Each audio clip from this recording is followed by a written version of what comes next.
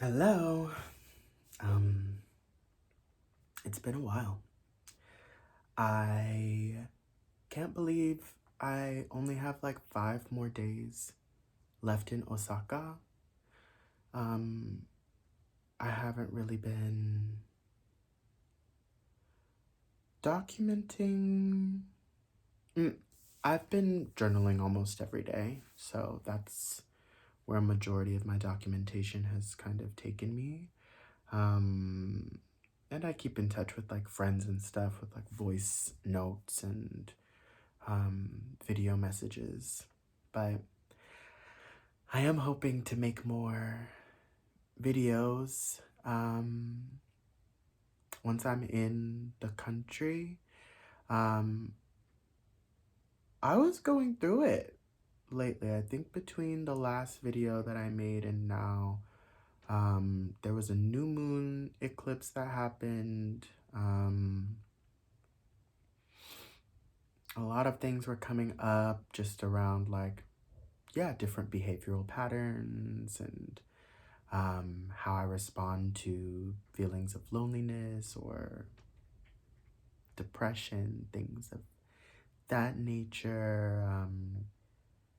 I think traveling alone and just being alone is something that I definitely have had some struggles with. Um, Having just grown up in a communal way, I was an only child or raised as an only child by a single mother, but we always had people either staying with us or multiple people living in the house, multiple generations, um, sharing rooms. Yeah, that was just something that was has been a big part of my life, except for quite recently.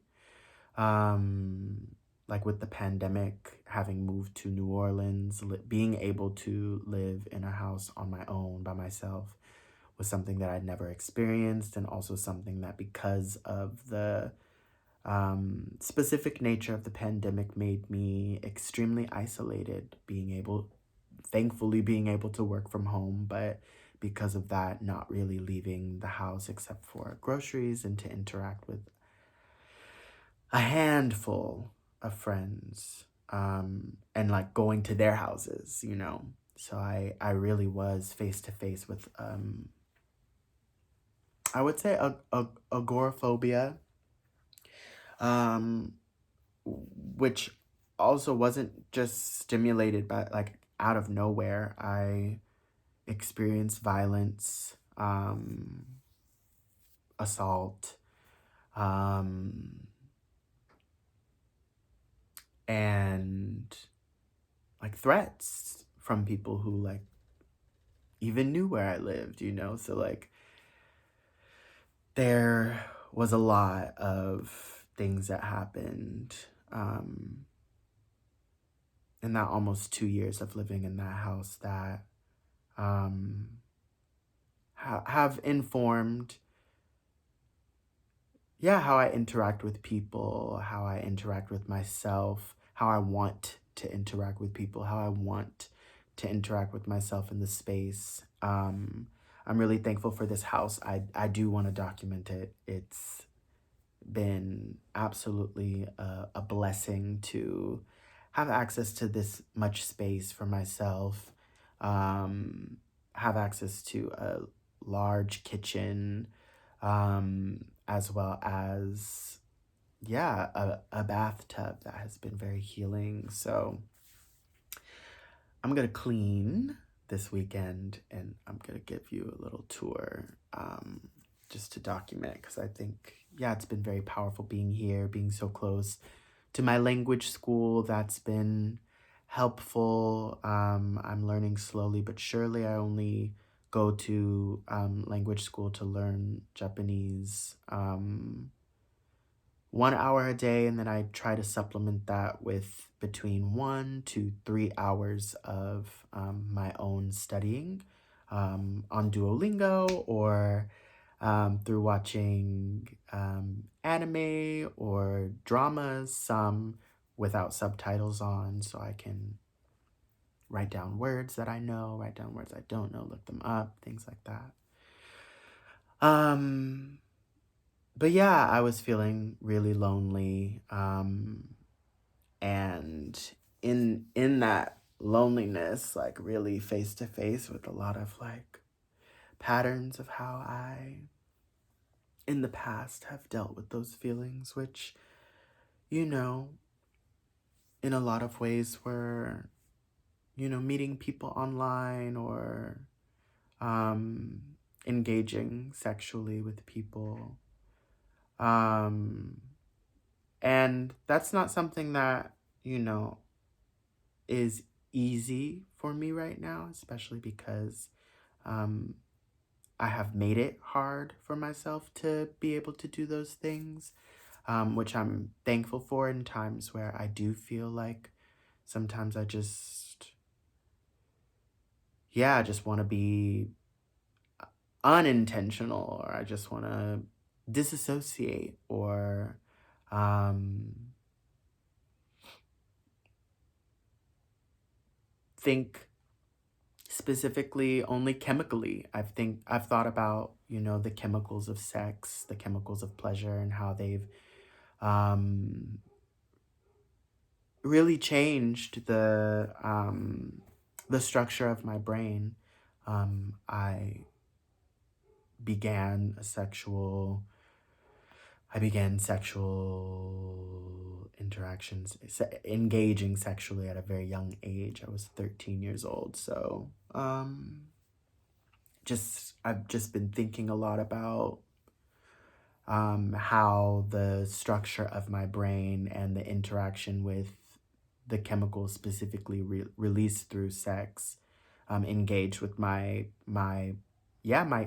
chemical structure, as well as the chemicals involved in like fearful settings, and the conflation of um, those chemicals kind of mixing in environments where, I was extremely afraid or anxious or scared or nervous, while also experiencing lots of pleasure, or serotonin released in my brain at the same time that adrenaline or things like this was released in my body.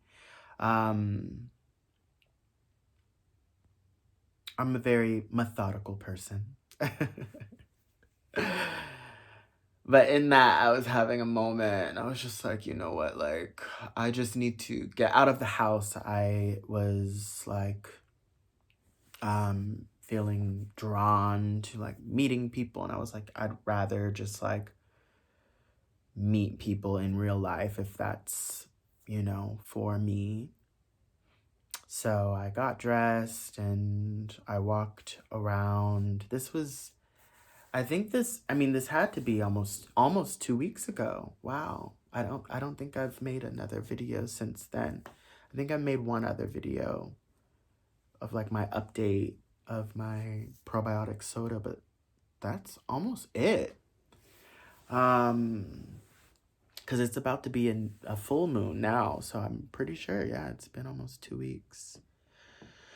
So this was like 2 weeks ago. I just got dressed and left the house. It was like 10 p.m. and I haven't, because my classes are at like 9 a.m. I really haven't really been going out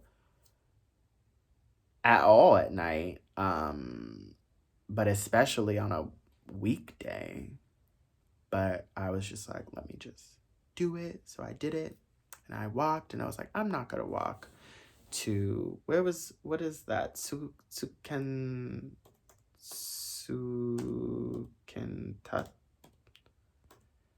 What is that tower called?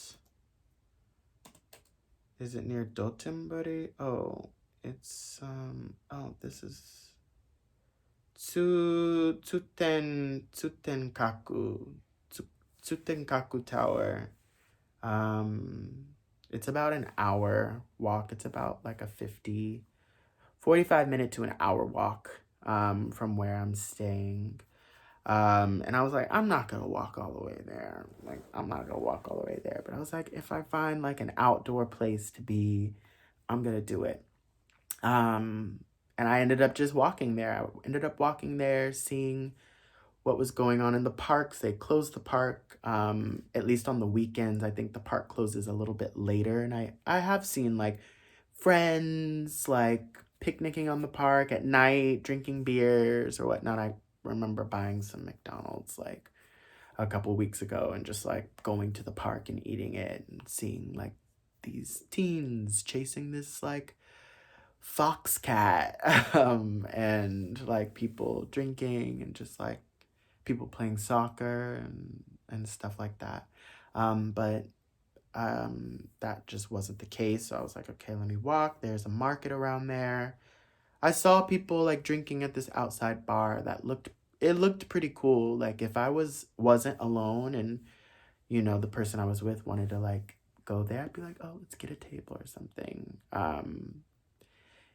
But it seemed like there are lots of locals and a lot of people were just having fun drinking. I was just like, I'm alone. Let me just walk back. So I ended up walking back, and on my way back to my house,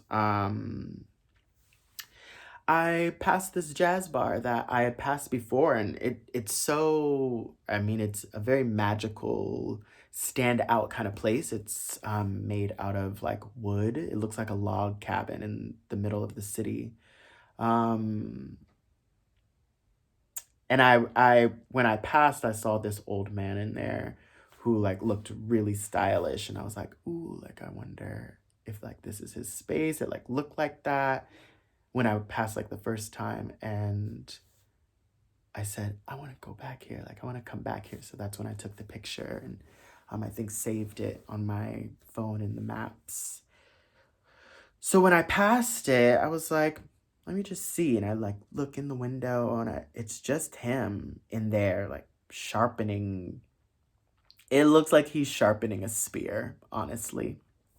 And I like the sign says open, but he's the only one in there and he's sharpening what looks like a spear, which later I found out was burdock root.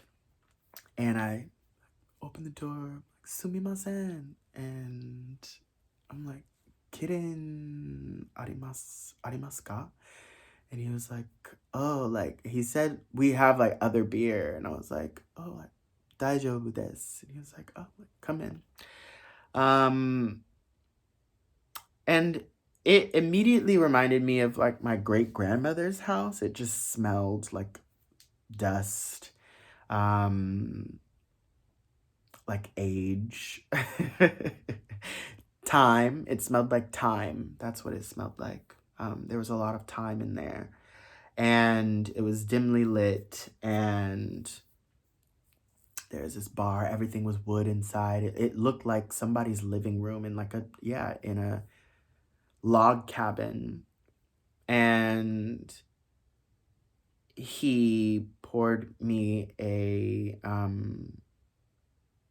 small cup of peanuts and then gave me this beer with a glass. And we just were talking in both like English and Japanese. And I told him I was from Los Angeles. He ended up going back to where he was seated at. So I was at the bar and he was a little bit farther away from me and continued shaving the burdock root. And I was just drinking the beer, and he was playing jazz, but then asked me like if I like who I liked, and I said like Nina Simone, like, ski this.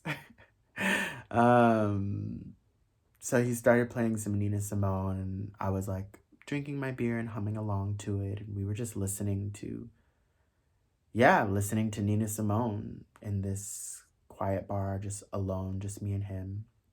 And I finished one beer and I got another one, or asked for another one, and then I like looked at this guitar And I was like, do you play? He said, no, it's for the customers. And I was like, oh, like, can I play? He was like, you know how to play? I said, I know one song. And I really do. And it's a 2-string little portal to many, many songs that I've sang with those 2 strings. And I channel, so, or improv and have created a lot of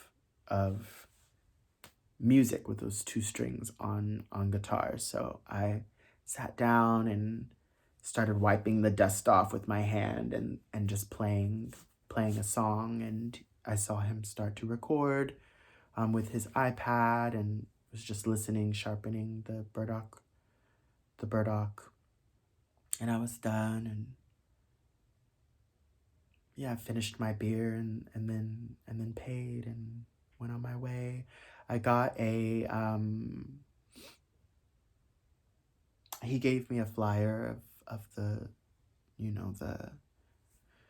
oh, what was funny, we were talking, this was before he gave me the beer, and he asked me if I was a man or a woman. And I was just so curious and intrigued, but also like made me think of that like other man in Busan that asked me the same thing. It's interesting when like grown men ask me that question. Usually it's a question that mainly children ask me. But since I've been here, it has been older men who have either asked me or asked the people around me, like, is that a man or a woman? You know? And I just laughed and was just like, huh. Like I didn't answer the question because I was just like, I'm not going to, like, I'm not. And he repeated me and was just like, huh. And I was like, he's picking up what I'm putting down. And then he just asked me, like, gay? Like, are you gay? And I was like, hi. Like, gay desu. Totemo gay desu. You know? And yeah, that was kind of this opening where, I asked him if he was married, and after he asked me if I was married, do I have like a husband, a boyfriend? I was like, no. Do you? And he said, no, I'm just a lonely uncle. He said that in English, I'm just a lonely uncle. I was like, do you have any kids? He said, yeah, they're all grown. I was like, huh, interesting.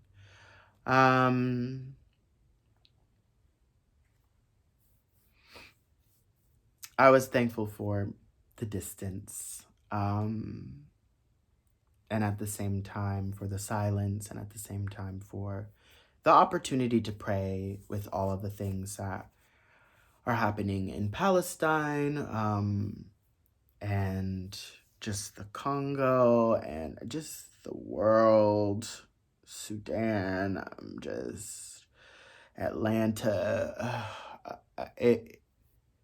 It was an opportunity for me to pray in ways that I was really thankful for, and I have been missing performance specifically for that reason, because performance is, or performance spaces, environments are and have been places where I'm able to pray in public, pray publicly, pray loudly, emote loudly, wail, make as much noise as I can. I find myself shrinking just naturally in spaces where I don't want to create conflict, like apartments,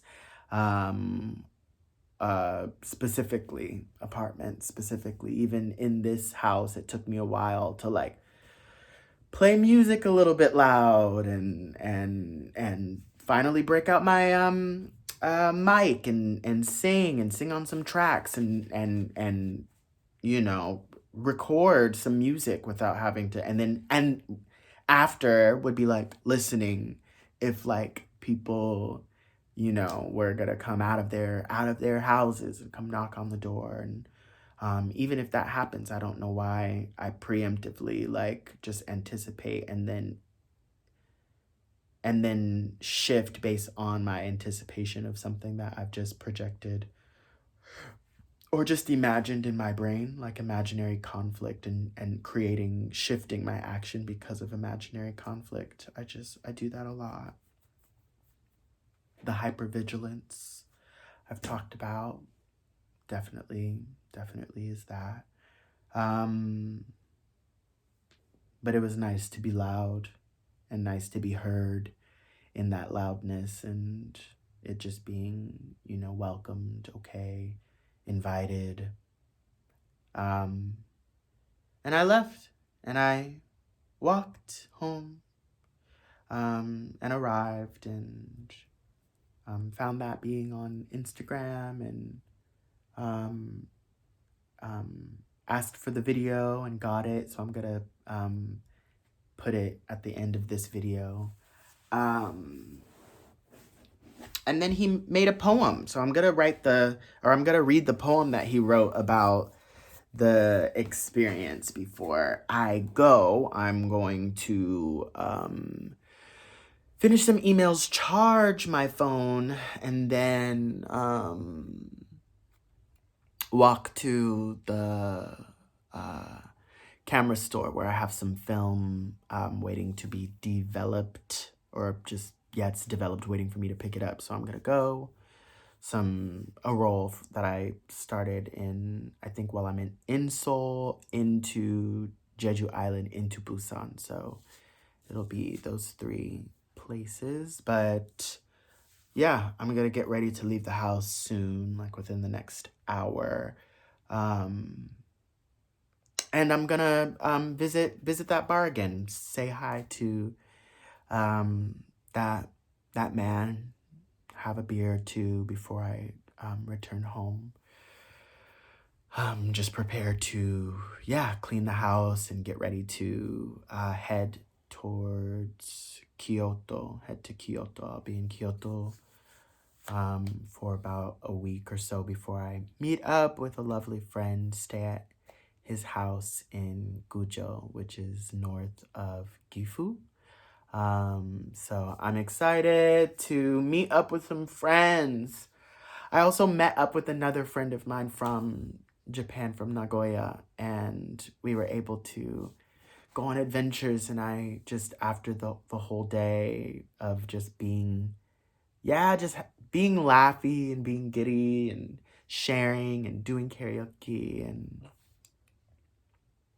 going to the Tower of the Sun, was just like, I really need and value the company of others. And at the same time, I really do want to spend like more depthful time with myself. I notice that while I am with myself, I am doing things that are very disassociative, like watching TV or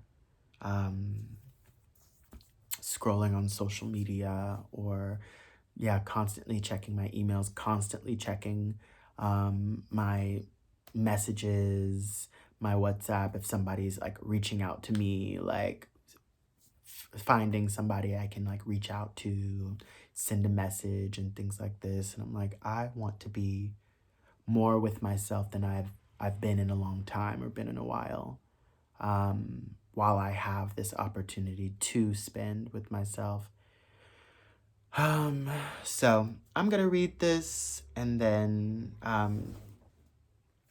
attach the video that came with it. But the translation's a little off. It was really interesting. The translation in Instagram called this the late night scary fairy, and then Google is the late night black fairy. I quite like the late night scary fairy because I vibe with scary fairy, but like the fact that scary and black were kind of like intertwined between the translation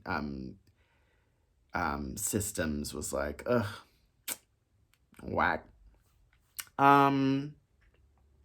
But I will say this is called The Late Night Black Fairy by Toshio-chan of Dining Bar Machiya Maso. Machiya Maso. Long autumn nights. I love this word. There are still a lot of customers, so I'm only thinking about one person. After being discharged from the hospital, I was able to finally drink alcohol. But I was still trying not to get too drunk. I miss people. I miss customers. I'm tired of being alone. I wonder if it's age. There are many things to remember. Lately, living alone is not good for my mental health. Just then, the door opened gently, revealing only one person's face. If you look closely, you'll see a black young man. Asahi beer arimasu ka? Well, we're Suntory, Kinmugi, and malts.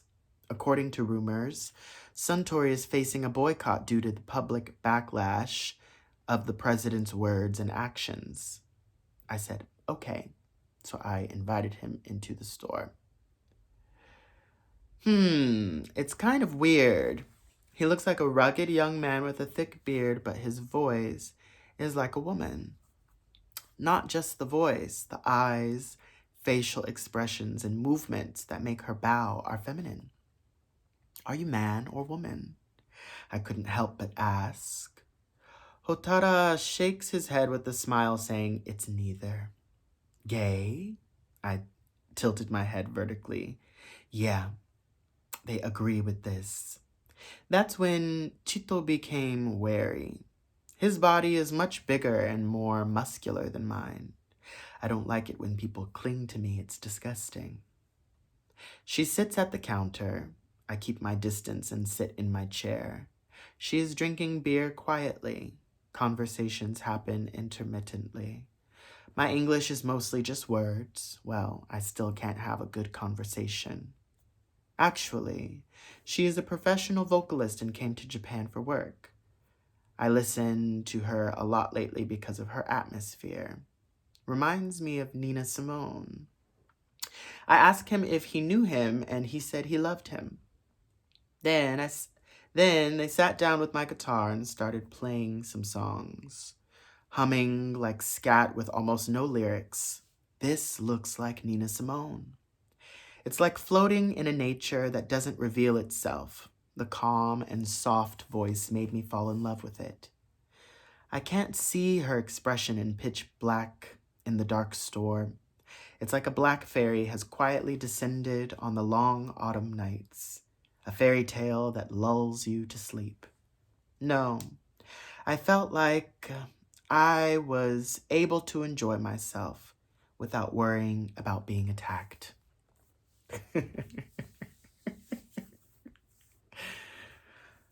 I love that ending so much.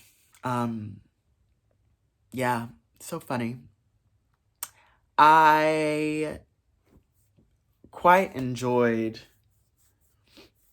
that poem, being able to witness what this person was experiencing, what I was experiencing, and definitely recognized as it being very cinematic, you know?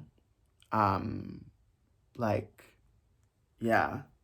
I've only seen those things like that in my life or in movies.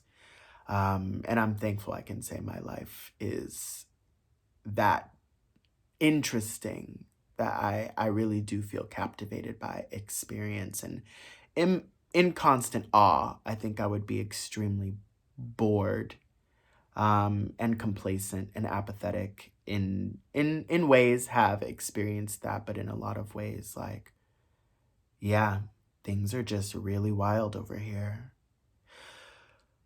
I'll share the video after this. It's about, a 30-minute video already, but the video that he shared with me was 5 minutes. So thank you for listening and joining me for this much so far. I may or may not have another video before I leave Osaka. I'm going to be sharing a song at my school for their Halloween party. So I'm really looking forward to that, and I will record that, so I'll share that for sure. And then when I'm in Kyoto, like, I may have time to make 1 or 2 videos, especially if I find some places outdoors that have a lot of nature, which I would like to find, like a temple in the forest, or yeah, just some green space. And then when I'm in Gujo, I will make a lot more videos because I'll be with my friend for 10 days or so, in the countryside, in the mountains, uh, helping him around the farm, and helping him around his udon restaurant. So I'm really looking forward to that. Until then, sayonara. じゃあね。